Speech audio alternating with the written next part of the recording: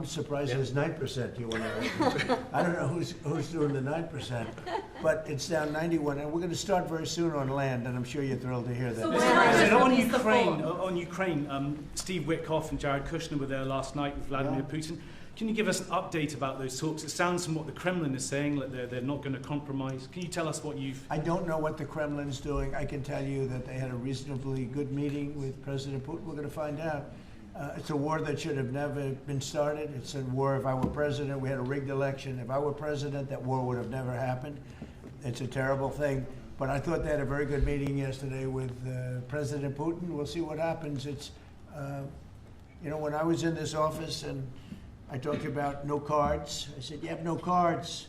That was the time to settle. I thought that would have been a much better time to settle. But they, in their wisdom, decided not to do that. They have a lot of things against them right now. But you have President Putin had a very good meeting yesterday with Jared Kushner and with Steve Witkoff.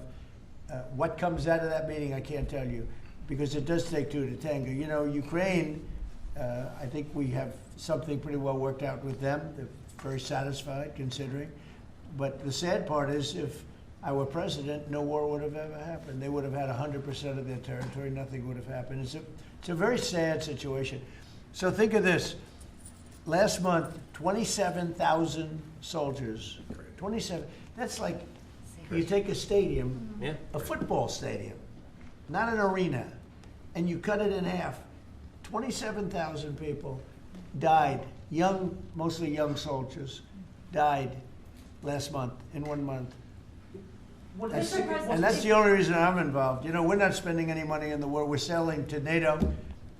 We're not being ripped off like we were under Biden. Biden was handing everybody everything we had, giving them all the missiles, everything they wanted, free, no charge, or just, he had no idea what he was doing. They're paying top dollar, full price for everything. Goes to NATO, and then NATO distributes it. NATO pays us. So we're not, it's not money. We would all, I think I can speak for everyone behind here. The politicians I know and the auto manufacturers are good people. They don't want to see 27,000 people die for no reason whatsoever.